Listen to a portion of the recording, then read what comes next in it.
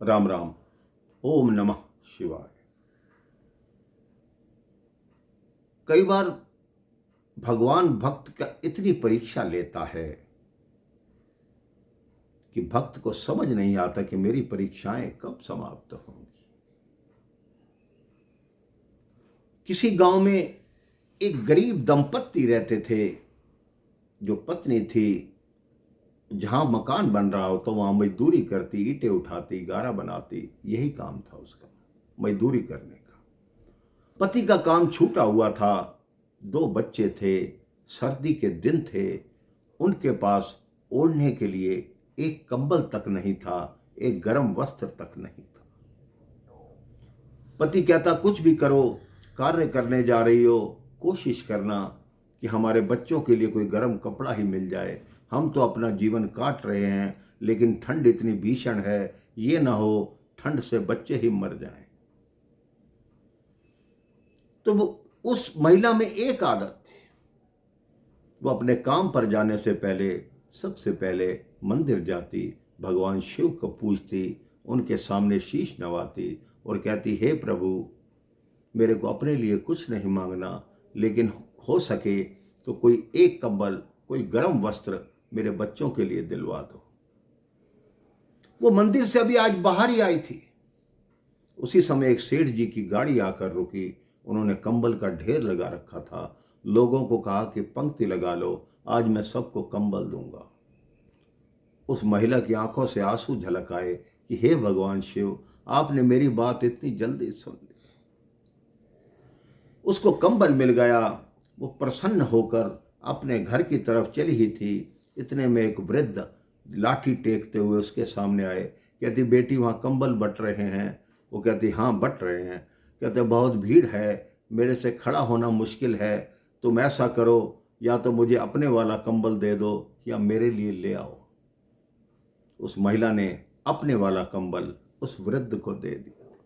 जब वापस गई तब तक वो सेठ जी जा चुके थे, कोई कंबल नहीं बचा था। अब उसकी परीक्षा और देखिए मेरे भाई बहन।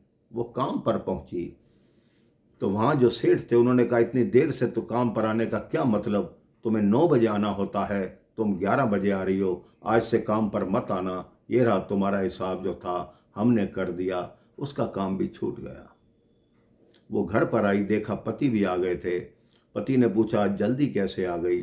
तो उसने कहा, मुझे काम से निकाल दिया।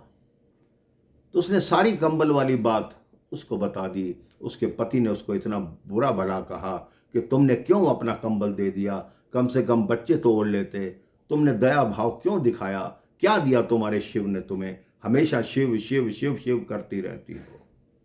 बाहर बड़ी भीषण बारिश हो रही थी मेरे भाई बहन। अभी उनका झगड़ा चल रहा था। इतनी देर में किसी ने द्वार खटखटाया। उसने कहा, जाकर देखो कौन है। तो पति आया, द्वार खोला कि कौन हो? कहते, राहगीर हूं, भोजन करना चाहता हूं। उन्होंने कहा, हमारे पास तो कोई अन्न की व्यवस्था नहीं है। उन्होंने कहा, मेरे पास सब कुछ है। उस जो राहगीर आया था उसके सिर पर एक बहुत बड़ी गर्म कपड़ों की पोटली बंधी हुई थी।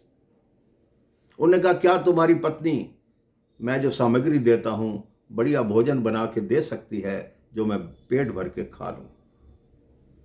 धर्मपत्नी ने कहा, इनसे कहो लाओ सामग्री दें। तो उसके पास सारी सामग्री थी। उनकी पत्नी ने चूल्हा जलाया, अग्नि जलाई और वो भोजन बना कर दिया। अब भोजन उनके सामने, कहते, इतना सारा भोजन बन गया, ये तो इतना तो मैं अकेला नहीं खा पाऊंगा, आप लोगों ने भोजन कर लिया? उन्होंने कहा, नहीं हमने नहीं किया, क्योंकि हमारे पास अन्न की व्यवस्था ही नहीं है। तो कहता, सबसे पहले इन दोनों बच्चों को खिलाओ। उन दोनों बच्चों को भरपेट भोजन कराया गया।